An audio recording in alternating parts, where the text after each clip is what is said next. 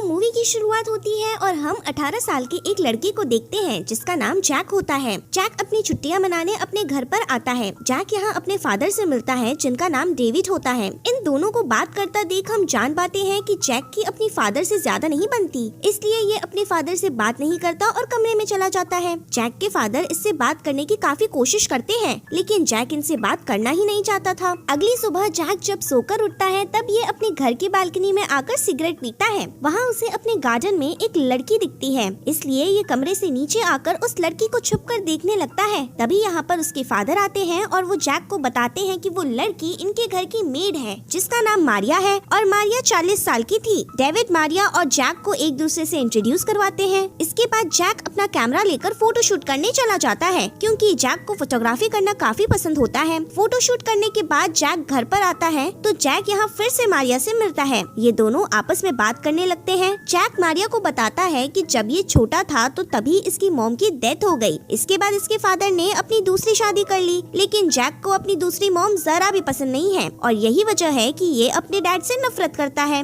अगले दिन जैक फिर से फोटो शूट करने जाता है। जैक फोटो शूट कर रहा था कि तभी एक लड़की इसके पास आती है और ये जैक से बातें करती है। ये लड़की जैक को अपने साथ बगल के झाड़ियों में चलने के लिए कहती है। तभी जैक को यहाँ मारिया दिखती है जो साइकिल लेकर यहाँ से जा रही थी। जैक यहाँ इस लड़की की बातों पर जरा भी ध्यान नहीं देता और ये सीधा अपने घर पर आता है। घर आकर जैक छुपकर मारिया की फोटोज क्लिक करने लगता है। इसके बाद जैक जब किचन में आता है तब मारिया इसे उस लड़की के बारे में पूछती है और कहती है कि तुम्हें इतनी जल्दी घर पर नहीं आना चाहिए था, बल्कि तुम्हें तो उस लड़की के साथ अपना टाइम स्पेंड करना चाहिए था। लेकिन जैक मारिया की बातों पर ध्यान नहीं देता क्योंकि ये खुद मारिया की तरफ अट्रैक्ट हो रहा था। ये दोनों यहाँ पर बातें कर ही रहे थे कि जैक यहाँ मारिया से कहता है कि ये इसके साथ काफी कंफर्टेबल फील करता है। जैक यहाँ मारिया को अपने मॉम की कुछ फोटोज दिखाता है और कहता है कि मारिया इसके मॉम की तरह ही दिखती है। जैक की बात सुनने के बाद मारिया भी जैक को अपने बीते हुए कल के बारे में बताती है। मारिया कहती है कि जब ये 16 साल की थी तो तभी ये प्रेग्नेंट हो गई थी और जब ये प्रेग्नेंट थी तो तब इसके बॉयफ्रेंड ने भी इसे छोड़ दिया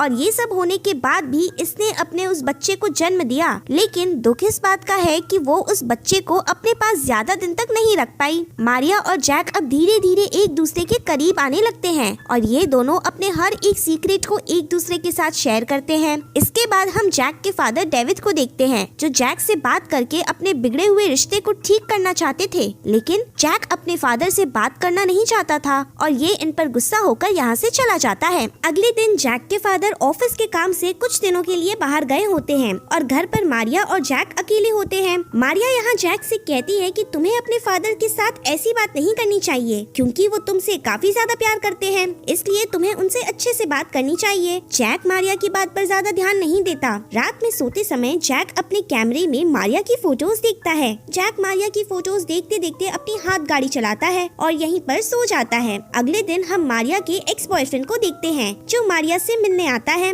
मारिया अपने एक्स बॉयफ्रेंड से बात करती है। जैक यहाँ छुपकर इन दोनों की बातें सुनता है। मारिया का एक्स बॉयफ्रेंड मारिया से कहता है कि ये आज भी इससे प्यार करता है और अगर मारिया चाहे तो ये दोनों आज भी एक साथ में रह सकते हैं, लेकिन मारिया इसके साथ रहने से मना कर देती है। इसलिए मारिया का एक्स बॉयफ्रेंड चुपचाप यहाँ से चला जाता है। अब अगले दिन जैक का बर्थडे था। जैक जब सुबह सुबह अपने किचन में आता है तब मारिया इसे बर्थडे विश करती है। ये सुनकर जैक भी काफी खुश होता है। मारिया पूछती है कि तुम्हें बर्थडे में क्या गिफ्ट चाहिए, तो जैक कहता है कि मुझे कोई गिफ्ट नहीं चाहिए, बल्कि गिफ्ट के बदले इसे टच करना चाहता है। ये सुनकर मारिया को काफी अजीब लगता है और ये इन सब के लिए जैक को मना कर देती है, लेकिन जैक यहाँ मारिया की बात नहीं मानता और ये मारिया को टच करने लगता है। ये सब मारिया को ठीक नहीं लगता, इसलिए ये जैक को एक थप्पड़ मारती है। तभी इनकी डोरबेल बजती है। मारिया जब डोर ओपन करती है तब यहाँ पर एक लड़की आई होती है। ये वही लड़की है जो उस दिन जैक को अपने साथ झाड़ियों में चलने के लिए कह रही थी। जैक इस लड़की के साथ बाहर आता है। ये लड़की से बात करती है। ये लड़की चाहती थी कि जैक इसके साथ गपागप करे,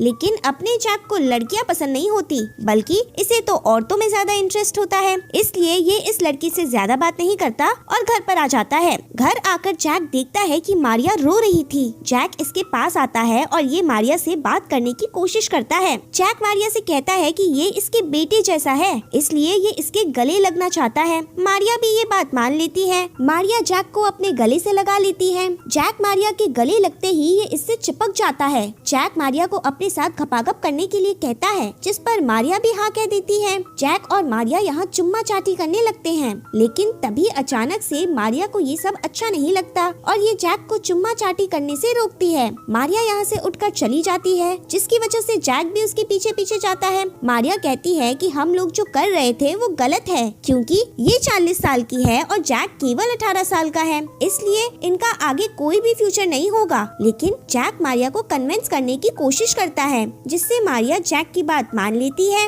और ये जैक के साथ यहीं पर खपागप करती है। खपागप करने के बाद मारिया जैक से कहती है कि इसे अपने फादर से अच्छे से बात करनी चाहिए। अगले दिन मारिया किचन में काम कर रही थी कि तभी जैक यहाँ पर आता है। जैक मारिया के साथ फिर से खपागप करने का मूड बनाता है, लेकिन तभी उसके फादर घर पर आ जाते हैं। अपने फादर को देख जैक अपने मिशन को टाल देता है। डेविड जैक को बर्थडे विश करता है और इसे एक गिफ्ट भी देते हैं। डेविड जैक को अपने साथ डिनर पर चलने के लिए कहते हैं, लेकिन जैक इनके साथ जाने से मना करता है और यहाँ से चला जाता है। उसके बाद मारिया जैक के पास आती है और ये जैक को समझाने की कोशिश करती है। मारिया कहती है कि वो तुम्हारे डैड हैं, इसलिए तुम्हें उनसे इस तरीके से बात नहीं करनी चाहिए थी। जैक यहाँ मारिया की बात मान लेता है और ये अपने फादर के पास आता है और इनसे बात करता है। डेविड को यहाँ पता चलता है कि जैक को लगता था कि उसने दूसरी शादी इसलिए की क्योंकि ये जैक की मॉम से प्यार नहीं करते। इस बात पर डेविड जैक को समझाता है और कहता है कि इसने दूसरी शादी इसीलिए की ताकि ये जैक का अच्छे से ख्याल रख सके।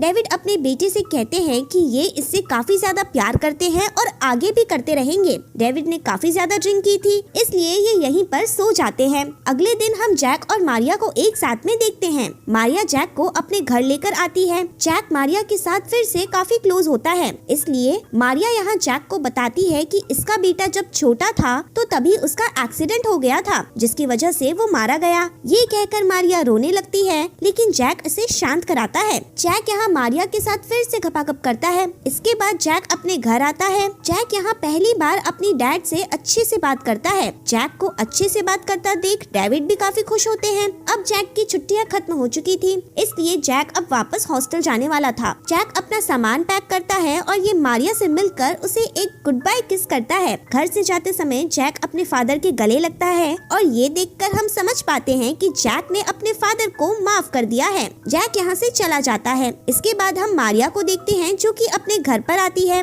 मारिया अपनी मॉम से मिलती है और ये अपने मॉम को बताती है कि अब ये प्रेग्नेंट है। ये सुनकर इसकी मॉम इसे गले लगा लेती है और रोने लगती है। मारिया के पेट में जो बच्चा था वो जैक का है। लास्ट सीन में हम मारिया को खुश देखते हैं और इसी के साथ ही मूवी यहाँ पर खत्म